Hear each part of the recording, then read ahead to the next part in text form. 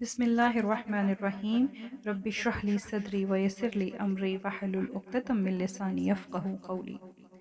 آج ہم بات کریں گے ماہ رجب کی عظمت اور فضیلت کے بارے میں۔ ماہ رجب عظمت اور فضیلت والا مہینہ ہے۔ رجب کا مہینہ ان 4 مہینوں میں سے ہے جن کے بارے میں اللہ تعالیٰ کا فرمان ہے، بے شک مہینوں کی گنتی اللہ تعالیٰ کے نزدیک اللہ تعالیٰ کی کتاب میں 12 مہینے ہے، اسی دن سے جب سے اس نے آسمانوں اور زمین کو پیدا فرمایا، ان میں سے 4 حرمت والے ہیں۔ یہی درست سیدھا دین ہے، سو ان میں سے اپنی جانوں پر ظلم نہ کرو اور تم تمام مشرکوں سے قتال کرو جیسے وہ سب تم سے لڑتے ہیں، اور جان لو کہ بے شک اللہ تعالیٰ متقی لوگوں کے ساتھ ہے۔ سیدنا ابو بکر صدیق رضی اللہ تعالیٰ عنہ سے روایت ہے کہ رسول اللہ صلی اللہ علیہ وآلہ وسلم نے فرمایا، زمانہ گھوم پھر کر اسی حالت پر آ گیا جیسے اس دن تھا جس دن اللہ تعالیٰ نے آسمانوں اور زمین کو پیدا فرمایا تھا۔ سال 12 مہینوں کا ہوتا ہے، 4 مہینے اس میں سے حرمت کے ہیں، 3 تو پے در پہ ہیں، ذی قعدہ، ذی الحجہ، محرم اور چوتھا رجب ہے۔ دراصل ابتدائے اللہ تعالیٰ نے ابتدائے آفرین سے ہی مہینوں کی تعداد 12 مقرر کی ہے۔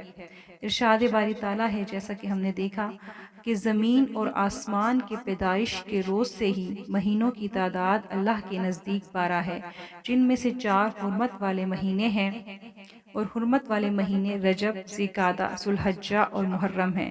اور ان مہینوں کو حرمت والے کہا جاتا ہے کہ ان میں لڑائی کرنا حرام تھا تاکہ علاقے میں امن ہو اور لوگ بآسانی حج کے لیے آ جا سکیں۔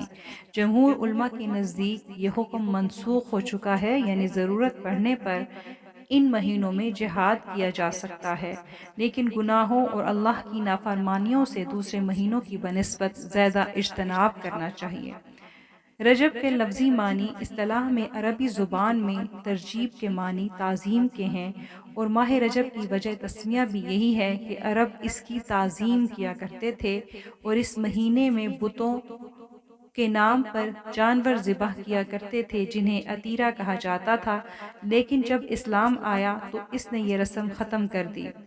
جہاں تک اس مہینے میں مخصوص عبادات، روزے اور نوافل جیسا کہ صلاۃ الرغائب اور شب معراج کی عبادت کا تعلق ہے، تو اس سلسلے میں نبی اکرم صلی اللہ علیہ وآلہ وسلم سے کوئی صحیح حدیث وارد نہیں ہے، بلکہ اس قسم کی تمام روایات انتہائی ضعیف یا منگھرت ہیں۔ حافظ ابن حجر عسقلانی فرماتے ہیں، ماہ رجب کے روزوں اور نوافل کے بارے میں کوئی صحیح حدیث وارد نہیں ہے، اور امام سیوطی رحمۃ اللہ فرماتے ہیں، رجب کے روزوں کی فضیلت کے بارے میں جتنی روایات ہیں یا تو منکر ہیں یا موضوع یعنی منگھرت ہیں۔ علی بن ابراہیم العطار کہتے ہیں، رجب کے مخصوص روزوں کے بارے میں وارد شدہ روایات منگھرت اور بے اصل ہیں، اور اسی طرح امام ابن جوزی، امام ابن تیمیہ اور امام ابن قیم اور دیگر متاخرین کی رائے ہے کہ خصوصی طور پر ماہ رجب کے قیام اور صیام کے فضائل میں کوئی صحیح حدیث ثابت نہیں ہے، لہٰذا اہل اسلام کے لیے نبی صلی اللہ علیہ وآلہ وسلم کی اتباع اور پیروی ضروری ہے۔ اپنی طرف سے نئی نئی عبادات ایجاد کرنا اور نئے نئے طریقے نکالنا مسلمان، کلمہ گو مسلمان کے لیے لائق نہیں، بلکہ اس مہینے میں بھی عام عادت کے مطابق نماز تہجد، پیر و جمعرات اور ایام 20 کے روزے جو کہ نبی صلی اللہ علیہ وآلہ وسلم سے ثابت شدہ ہیں، انہی کو معمول بنانا چاہیے۔ نبی کریم صلی اللہ علیہ وآلہ وسلم کی عادت مبارکہ تھی کہ آپ تہجد کی نماز کی پابندی کیا فرمایا کرتے تھے، پیر اور جمعرات کے روزے پابندی سے رکھتے، اور ایام 20 کے روزے یعنی 13، 14 اور 15 کے روزے ہر مہینے رکھا کرتے تھے۔ ہمیں انہی کو اپنا معمول بنانا چاہیے۔ رجب کے کنڈے، یہ رسم 1902 یا 1906، ایک روایت کے مطابق کچھ 1906 کو شروع ہوئی جب ہندوستان کی ریاست رامپور کے ایک خورشید احمد مینائی نامی شخص نے اس سلسلے میں ایک کہانی تراش کر داستان عجب کے نام سے شائع کی، جس میں حضرت جعفر صادق رحمۃ اللہ علیہ کے حوالے سے لکھا کہ امام جعفر صادق نے خود فرمایا ہے، کہ جو شخص 22 رجب کو میرے نام کی نیاز کے طور پر کنڈے کرے اور میرے ذریعے اپنی حاجت مانگے تو ضرور پوری ہوگی، اور اگر پوری نہ ہوئی تو قیامت کے دن میرا دامن ہوگا اور ان کا ہاتھ۔ سامعین، ذرا غور فرمائیے، جو رسم حضرت صلی اللہ علیہ وآلہ وسلم کے 1400 سال بعد شروع ہوئی تو وہ کیسے نیکی ہو سکتی ہے؟ فقہ اسلامی کی تقریباً تمام کتابوں میں یہ مسئلہ لکھا ہوا ہے کہ نظر و نیاز عبادت ہے جو صرف اللہ کا حق ہے، غیر اللہ کی نیاز شرک ہے۔ لہٰذا حضرت امام جعفر جیسی بلند پایہ شخصیت کے بارے میں یہ تصور بھی نہیں کیا جا سکتا کہ وہ کسی کو شرک کرنے کا حکم یا ترغیب دیں۔ 22 رجب کا حضرت جعفر صادق سے کیا تعلق ہے؟ اس روز نہ تو آپ کی ولادت ہوئی نہ آپ کی وفات۔